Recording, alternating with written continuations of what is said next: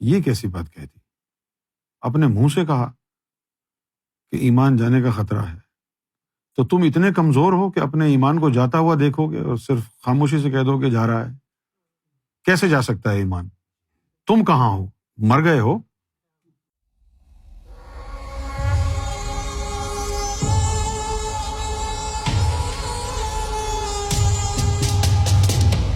سرکار کے مشن سے اور آپ سے غفلت نہ ہو جائے۔ غفلت کیسے ہوگی؟ اگر آپ کا ارادہ مضبوط ہے تو کوئی چیز آپ کے راستے میں رکاوٹ نہیں بن سکتی، اگر آپ مضبوط ہیں۔ لیکن اگر آپ یہ کہہ رہے ہیں کہ بیوی زیادہ طاقتور ہے، کام زیادہ طاقتور ہے، تو آپ تو خود ہی شکست مان رہے ہیں، پھر آپ کو ضرورت ہی نہیں ہے روحانیت میں آنے کی۔ اگر آپ اپنے آپ کو کمزور سمجھتے ہیں اور ایمان جانے کا خوف ہے تو پھر ایمان کے قریب ہی نہ آئیں۔ جیسے اس دن کھٹا ہوا جب یہ آئرلینڈ میں تھے اور انہوں نے کہا تھا کہ مجھے ایمان جانے کا خطرہ ہے، وہاں سے دل جو ہے ناراض ہو گیا۔ یہ کیسی بات کہہ دی؟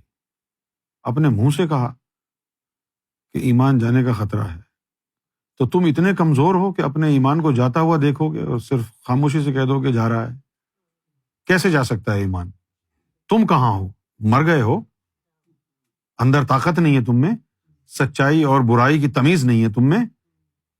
کیسے کہہ دیا تم نے کہ میرا ایمان کمزور ہے؟ کیسے کمزور ہے؟ ایمان کمزور نہیں ہے، تم ایمان چاہتے نہیں ہو۔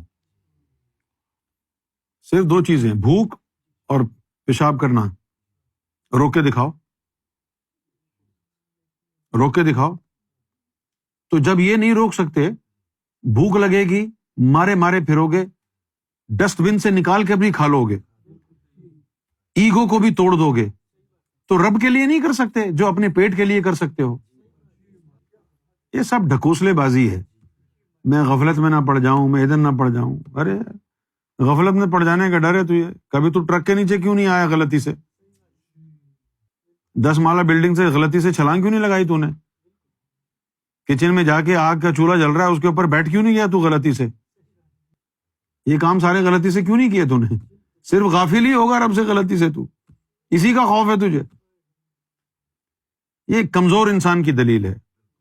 کمزور انسان کا کوئی کام نہیں روحانیت میں، وہ جا کر کے گھر بیٹھے زن مریدی کرے۔ یہ طاقتور لوگوں کا کام ہے، ہمت والوں کا کام ہے۔ رب کو بزدل لوگوں سے نفرت ہے، رب کو پسند نہیں ہے بزدل لوگ۔